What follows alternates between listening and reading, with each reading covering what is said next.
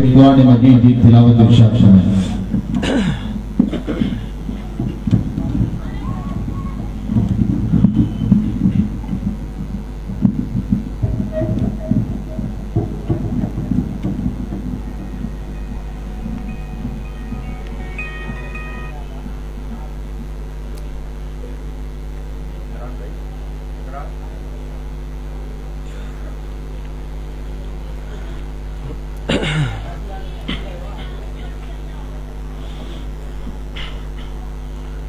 السلام عليكم ورحمة الله وبركاته.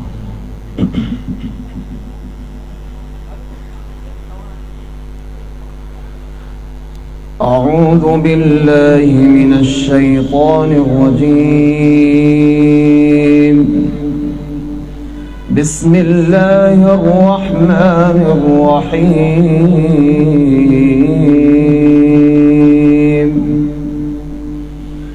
ولمن خاف مقام ربه جنتان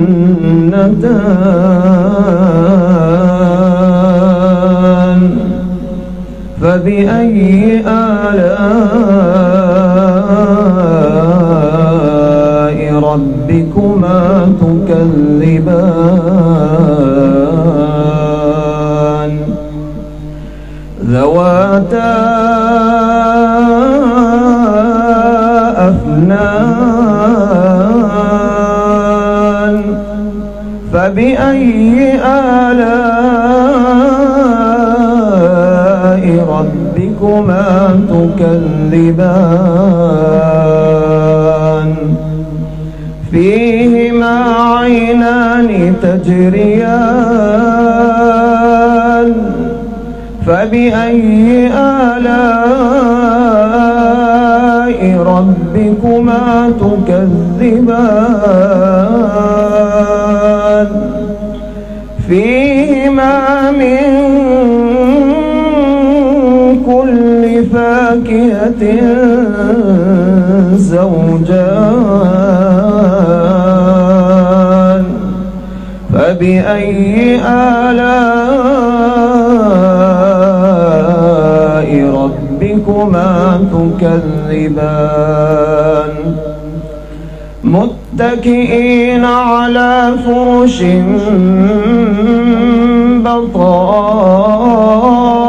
بطائنها من استبرق وجنى الجنتين دان فبأي آلاء ربكما تكذبان فيهن قاصرات الطرف لم يطمثهن إنس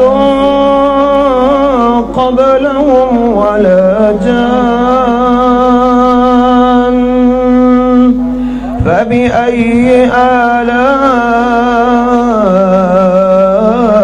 آلاء ربكما تكذبان كأنهن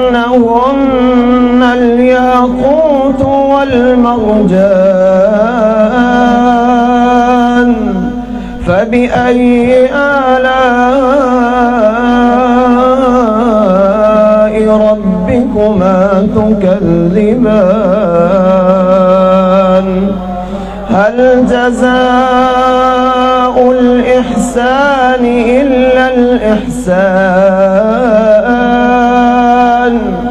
فبأي آلاء ربكما تكذبان ومن دونهما جنتان فبأي آلاء ربكما تكذبان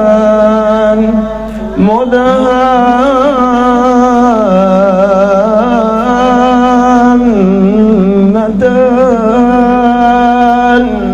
فبأي آلاء ربكما تكذبان فيهما عينان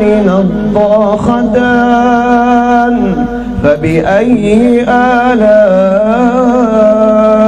ربكما تكذبان فيهما فاكهة ونخل ورمان فبأي آلاء ربكما تكذبان فيهن خيرات حسان فبأي آلاء ربكما تكذبان حور مقصورات في الخيام فبأي آلاء ربكما تكذبان لم يطمثهن إنس قبلهم ولا جان فبأي آلاء ربكما تكذبان متكئين على رفرف خضر وعبقري حسان فبأي آلاء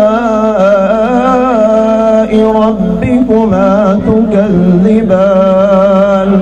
تبارك اسم ربك ذي الجلال والإكرام